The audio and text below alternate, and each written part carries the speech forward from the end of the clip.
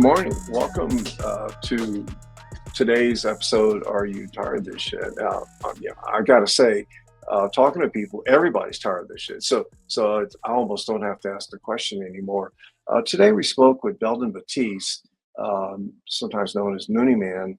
Um, Beldon, I've known Beldon for a while. I've spent some time 4 years ago before the previous election with him and my friend Malik Rahim's place in Algiers, just talking about the city and what needed to be done. Interesting how much I see things similar to these two guys about solutions to problems. But what's interesting, I know some people haven't taken Belden seriously, but listen to his ideas, his thinking, and the heart behind what he says and this little podcast. I think it'll be very interesting to you. Good morning. Well, Morning. welcome to today's episode. Or are you tired of this shit? And today we have Beldon Batiste, known as Noonie Man to many, so Beldon, we you and I met in the past, around 4 years ago with the previous election. We were over our mutual friend Malik Rahim's place, talking Yes, sir. about the city. And, you know, uh, here we are again with another election, talking about it again. And one thing I know that you and I both share is a profound understanding of how special our city is, and compared to other cities, and are compared to our competition, and how special our people are. We don't have them in just every city, and how it's not really being cared for well. And one thing I've heard about our voter apathy and low turnout is that people say, no matter who I vote for, it doesn't matter. Things don't change. And I have to say they're right over the last 20 years. So what do you think's behind that? Well, why is it that we change the elected people and nothing ever changes in terms of outcomes? And again, I'm focused on outcomes. I don't want to complain or blame. I just want to look Yes. at what we got. So what are your thoughts about why the outcomes don't change? My outcome is the outcomes don't change because we still put the corrupt people in. The same folks that's getting put in and making these promises and selling these false dreams. I want to call them polished politicians. They don't stand for the people. They don't give a care. Long as they're doing their corrupt deals, long as their family and friends are making it, they don't give a care. We coming on the anniversary of Hurricane Katrina. And when we look at the anniversary of Hurricane Katrina, why do the city still look the same as a hurricane has came? When you look at the Ninth Ward, the New Orleans East, they didn't give a care. And like you said, over the past 20 years, they haven't gave a care. And at the end of the day, we keep electing these false politicians that's playing politics. But at the end of the day, we need to put better people in office that's going to be one of us that's understand the issue. See, a lot of them think they're privileged. And a lot of them think because they're not living below the poverty line, they don't give a care. A lot of them think they can pay their bills and they can trick the people. So at the end of the day, the people are the power. And at the end of the day, until the people unify and come together, then we can make change. But a lot of them, I agree with you, have did the same thing. Oops, we lost him. We're in a roll. Hello? Hey, hey. Some kind of way we lost Okay. sound. No, well, look, we back. Well, look, I hear that um, I think you got a pretty good assessment of why things don't change much. Again, it's not a focus on outcomes. So some of the things that that I keep bringing up, one of my favorite subjects is sewage and water board, because that I think for the city to get where it needs to be, the Sewage and Water Board has to have different outcomes. It just has to be run differently. But Yes. yet, politically, when I talk to people, nobody wants to even talk about the Sewage and Water Board, about having professional management. So and the whole, so the question is, why is it just it a city department? And the answer is, it was set up just to give political power to the mayor, where the mayor still runs it and friends of the mayor are on the inside running it, and it's not being managed. So what are your thoughts about that? Because that's responsible for a lot of the misery. It's very regressive. It hurts the least fortunate the most, and our bad streets from leaks, etc. So if somebody if it was up to you, how would the sewage and water board be managed? Because we have people that uh, and I'm going to finger the politicians here. They don't know how things work. And I don't know if they talk to a friend, if they know that the friend knows how things work. These are people who are not operational. So what would you do in Well, terms of better outcomes? number one of the things I would do at the Sewage and Water Board, hold them accountable. We got something called the city charter. The city charter gives the councils its powers, and that's what makes the council powerful. That what makes the city of New Orleans powerful. The city charter. But when we talk about the Sewage and Water Board, one of the things I would do, the mayor should not be the president of the Sewage and Water Board. And at the end of the day, the mayor should not have all these appointments to the Sewage and Water Board, because we know in the past mayors, in the past people that sat on the Sewage and Water Board, we have flooded, right? We know 7 pumps have not worked, right? Just last night they are talking about they was ready for the storm. Now they're saying one of the biggest things they was counting on not going to be ready for the storm. So at the end of the day, we got to revamp the Sewage and Water Board. At the end of the day, we got to make some tough decisions, because the people have had high bills. The little rain come, we flood in the city of New Orleans. When we look at the infrastructure, the streets, everything is messed up, and all that pays a big part into it. But this Sewage and Water Board is the same one that's robbing the citizens. So me, Beldon, Noonie Man, Batiste, as a councilman, will try to put amendments and use charter power, because we need to revamp the Sewage and Water Board. We need to give the taxpayers what they deserve. And at the end of the day, they deserve a fully funded, a fully funded sewage and water board that's going to work for the people. We've been Well, investing money in the same 7 pumps for years and years, and you're going to tell me we didn't put billions into these pumps, passed them up, and the pumps had continually filled. And at the end of the day, we seeing what they are doing. If you're looking at Baton Rouge, Jeff Landrew, the governor, is saying, "Hey, I want the sewage and water board," because the sewage and water board is the moneymaker. But at the end of the day, why should the taxpayers have to keep on putting bills and paying taxes and billing this sewage and water board? I think this Beldon, Noonie Man, Batiste, I think when the city flood and people have problems, they should be able to sue the sewage and water board, hold them accountable, because we didn't pay our bills, we didn't pay our taxes, and what we getting in this sewage and water board is a big well, hot mess. But well, nobody on the council want to make the tough decisions. Well, I noticed that nobody wants to even talk about it because of some so-called, oh, it's political suicide, or the sewage water board and the friends of the mayor there swing a lot of votes, and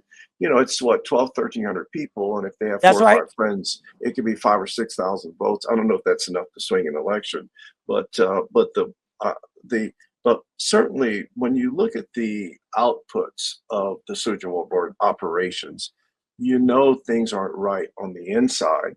And again, what I'd like to have in this election is a discussion, because I think most of the employees of the Sewage and Water Board are good New Orleanians who want to do a good job, but they're surrounded by a handful that are gatekeepers. Have little fiefdoms, and they have own little contractors, Yes, and they have sir. little street deals. And I think everybody knows this, but you're the only one who's willing to talk about it so far. We'll see if anybody else wants to discuss it. But the bottom line is that, what would you think? Things like the port board, okay, is run by a bunch of volunteers who are experts. Uh-huh. And what about a plan? where, and this is the kind of outcome I look for, a Hmm. plan to have a board of real experts really run the thing at real authority. And you have to, the board has to hire a CEO, hold them accountable, and they have to manage things. They can't just, hope for the best and have a good time. And with the plan of maybe in 4 years, getting it straight in the right direction and making it a city department where the mayor is directly accountable, like it is in other places. It could be the water department, public works department. Hmm. Um, but, I'm just wondering how out of the box or non traditional you're thinking. Another part is that it would be great for New Orleans to have policy, where the elected people say this is what is good for the people in the city, and then separate that from running for office. But Hmm. everybody is running for the second term their first day, and they cutting deals and they playing it safe and they're not That's taking right. risks. I So agree. can you talk about those a little bit? Well, How do you? well, my thing is this. I'm tired of going to consultants and people that's doing studies about the Sewage and Water Board. We need an action plan. Some of the stuff you said is real great, but at the end of the day, we need an action plan. We have just saw the Sewage and Water Board bring a guy down here after Colbert left. When Colbert left, they brought a guy from San Diego. This guy don't even know nothing about the Sewage and Water Board, but because he's a friend of somebody, they gave him a job to run the Sewage and Water Board. Now, they got a guy by the name of Steve Nelson, who is great on the Sewage and Water Board. He was in the running. He wasn't even considered because this guy from San Diego was a friend of somebody. So I agree with you on bringing experts in and putting them on the board. But we got to make sure these experts ain't just connected to nobody. We got to bring the real people in to fix the Sewage and Water Board. There's people in New Orleans can fix the Sewage and Water Board,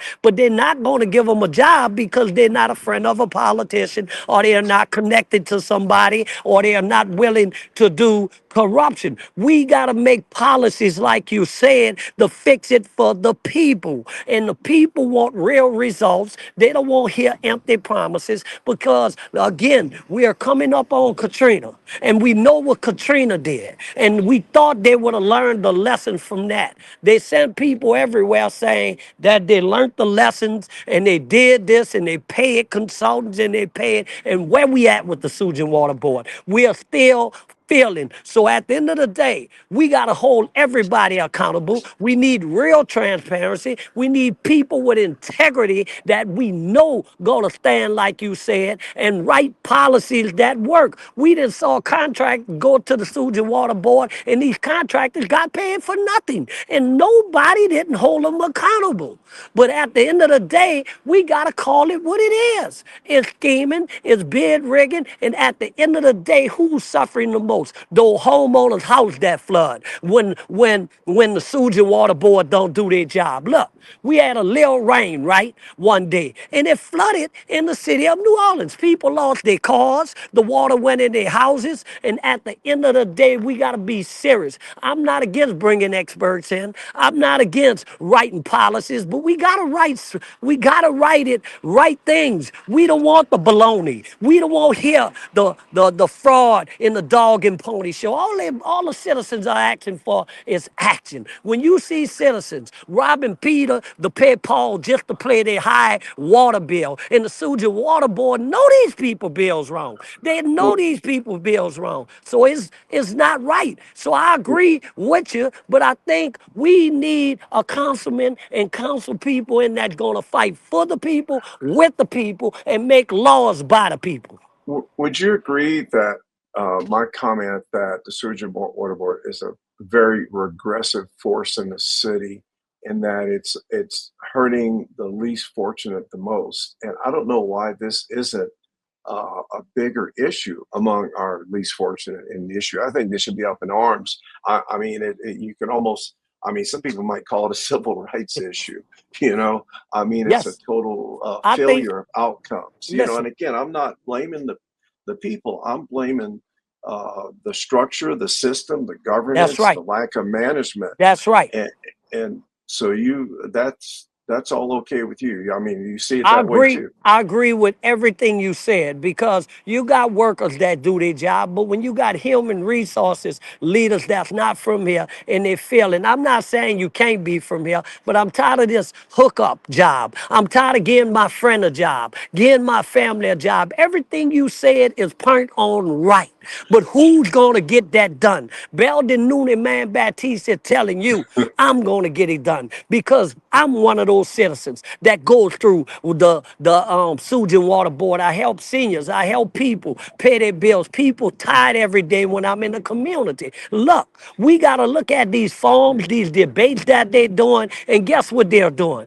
They're doing the same thing you talk about. It's the same system, the same hookup. They are picking the same people. If you don't have the money, you can't win. And the people that get in the forums, the debates, the politicians, the leadership, they don't give a care because, like you said, sewage and water board is a top priority. Water is dealing with the human life. People need water, but at the end Well, of the day, they're not getting the job done.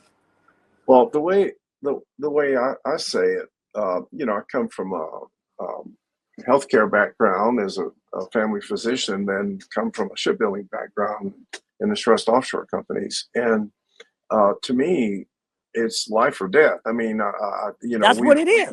it's like we I always said my role model of a professional is someone, if they were a surgeon, they could operate on your mother. Okay. And I think because we deal with life or death situations here in city government, in our council and mayor positions. So I think we might have lost you again. Yeah. Okay, so Hello. Belden, hey, okay, we got you back. So look, All right. I hear where you are. So what are you mentioned transparency. How about how could we have people interacting with City Hall or the city government? I'm just using City Hall for all the Uh city huh. government, and be treated like customers instead of be treated like, well, why are you bothering me? Uh huh. Because the people of the city own the city, and so there's two things I'd like to cover in the time we have left. Go One ahead. would be how would we get real customer service back? And I think it's going to come from management, but I want to know if that would be a priority. Uh, Um, so, so how do you see that? For example, if I have a permit, shouldn't I be able to track it through the city process? Like I can track my UPS package and know Yes, sir. what my permit is, uh, Yes, and sir. and and then and then I want to. One thing is economic development. Again, like you said, I hear a lot of the normal things we normally. I hear all these lists. I'm going to do this. I don't hear any so far. I haven't heard any plausible ways of doing it. And but I think in economic development, the best thing we need to do is quit running businesses out of the city.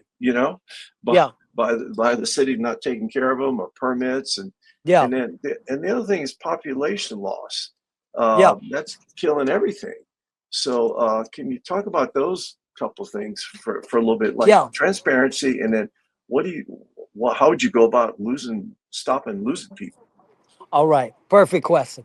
Transparency is being what you said with the public. But a lot of public officials get in there and they forget where they came from and they don't hear from their constituents. And just calling a meeting, that don't mean you hearing them. When they're sitting at the table and you are building a table to actually hear what they're saying and pushing what they're saying because you work for the taxpayers. You don't work for the corporations. You don't work for the rich people. You don't work for the rich people. You don't work for, these people with the short-term rentals who's doing what they want. But at the end of the day, I'm about businesses, but I'm about local businesses, building them too. We can bring other businesses from all around the world, but for some reason, the locals get treated any kind of way. For example, you just talked about the permits. The permits is being handled any kind of way. Right now, we got the worst permit department in the world because, like you say, you should be able to track your permit. You should be able to get your permit. But when the rich people go, they get a permit the same day. You got to wait 2 and 3 months. We got to change that way of thinking. We got to show the people we got equity and inclusion for all. We need people in there that's going to push for all. We don't need the same old, same old. Well, you got to have transparency. But in this city, everything we talked about, sewage and water board, even when we talk about energy, when we talk about the infrastructure, economic opportunities and all that has been lost because it ain't real transparency. It ain't real accountability. They're doing what they want. And they want you to put them back in there 4 years so they can continue to do what you want. Like you go into people's neighborhoods. You're not Oh, darn. us and everything telling Yeah. them, oh, I appreciate you, oh, this and that. Have that same energy when you're sitting on a council to work with the community and the people. Let them sit at the table and let them have a say and put their plan into action. Just don't let them come to meetings and give them broken promises. Don't give them false dreams because you work for the taxpayers. Well, That's your boss. I've been well, advocating for 30 years with a so proven track record of leadership. so far, politicians only count. I've seen inputs counted, but not outputs. Uh-huh. And all they have to do is make people think they're doing the right thing, and that's That's good right. enough. They don't That's actually right. have to do it, and that's why we That's have, right. because where we are today is the result of all the outcomes. That's And right. and something I heard, bull gas. I have the term bull gas, and feel Go free to ahead. use it. It's a combination of bullshit and gaslighting, and Uh-huh. we've been and it's a blue gas, and like I've always said, I'm glad it's not flammable, or we'd have blown up. Uh, but because you hear, I'll swear, some politicians, they'll tell me how great things are, and you're getting bull gas, and we need to be tired of it. One thing you mentioned a little bit earlier, and I really firmly believe, I think that we need a team New Orleans where everybody could, because everybody says, oh, you got this group and that group, you got this That's right. colored people, that colored people. We're all New Orleanians. We all believe how special this place is. We know, and we cherish our diversity and our different friends, and it's the gumbo that makes us special. But when it comes election time, boy, there's a lot of pressure to separate the groups. But I'm convinced that our firmly believe to get to reverse our downward momentum and get out of the mess we're in, we're going to need resources from all over the world, brain power resources, money resources. And these are resources that aren't going to show up if we're doing business as usual. And the way we can get those resources would have a team New Orleans. Everybody, that the fact that you live in New Orleans, that's your most important tribe that you're in for this election and recovery, because I think our political leadership has been the second biggest disaster after Katrina. Katrina had a big loss in life, but our political leadership has been a loss in life too, unnecessary suffering and misery, Yes. and I think it needs to be treated that way. But yet, I'm trying to get this in the dialogue where the media talks about it and other candidates talk about it. But you calling it straight. So how would you get a team New Orleans together? I mean, would you just hope to make the most sense? And Well, how do you do that? Well, a team New Orleans together, you got to unify them. You got to bring them together, like you said, and unify them, right?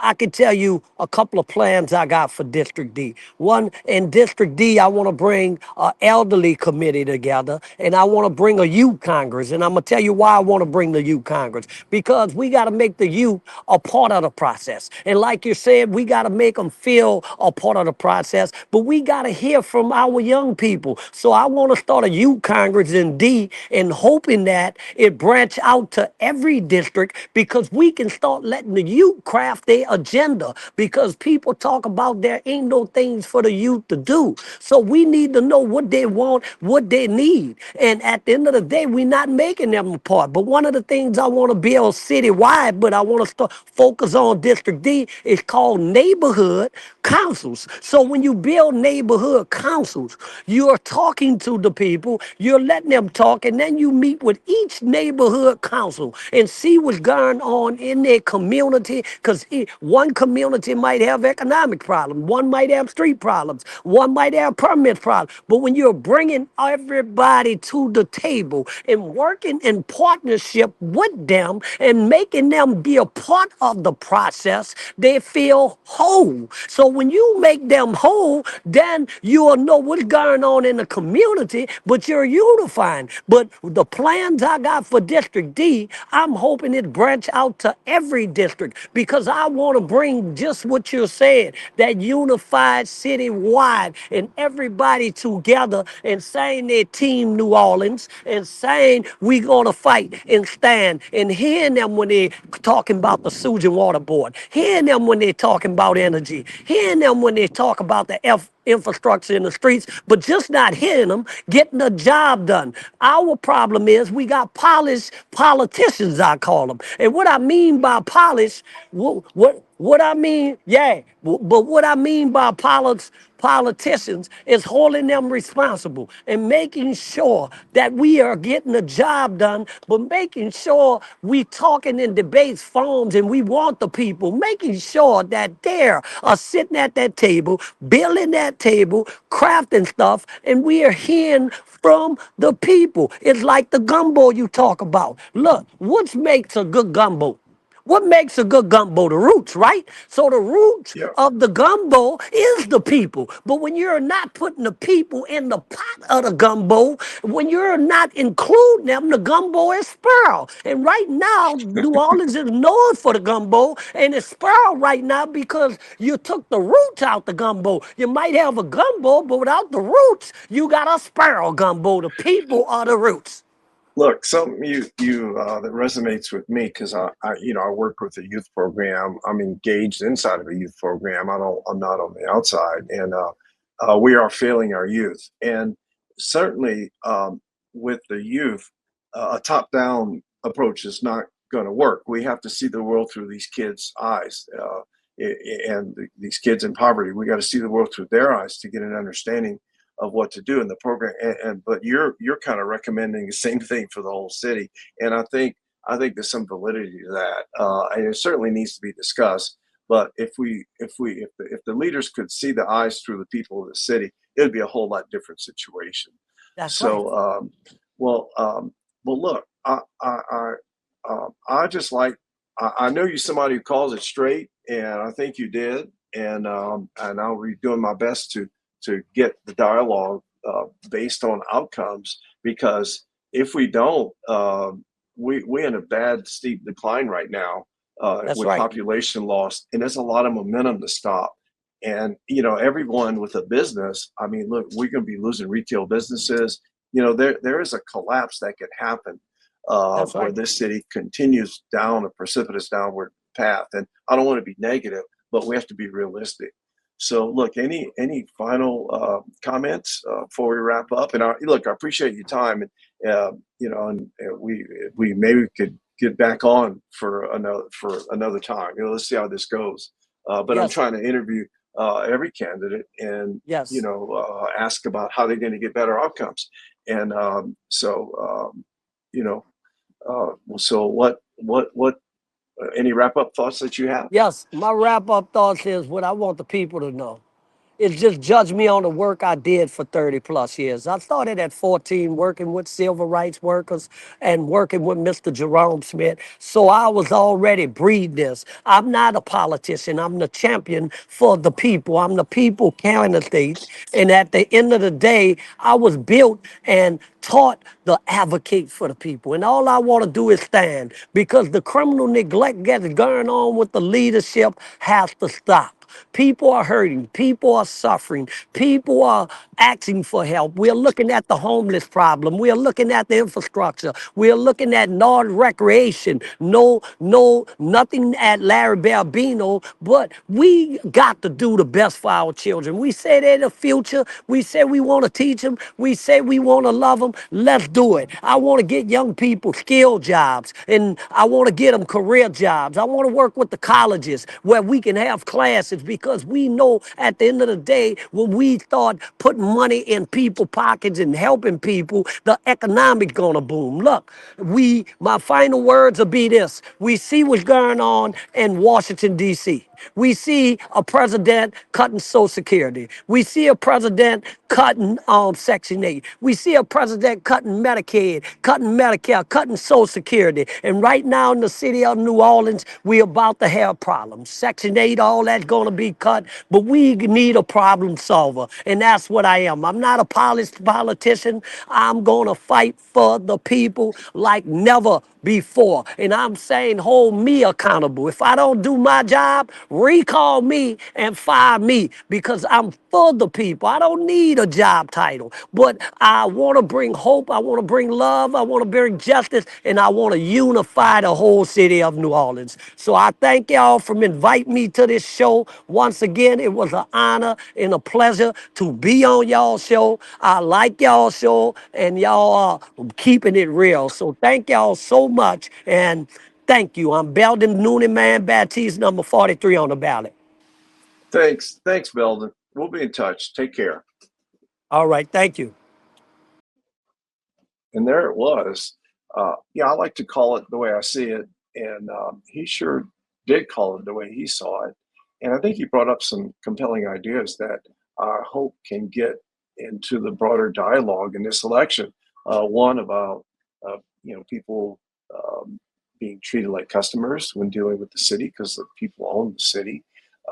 Another dealing with traceability of things that you're dealing with in the city.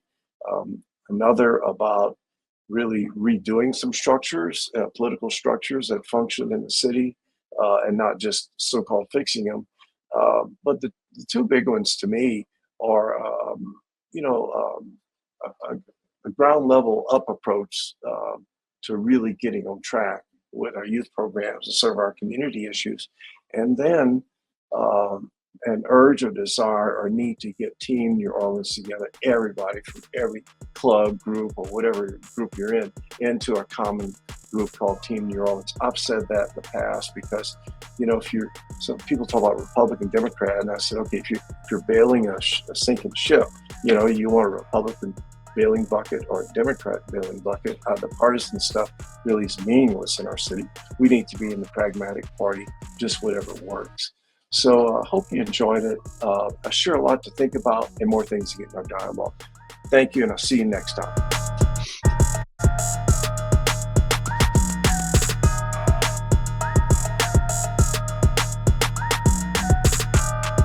This has been a BAM Network production.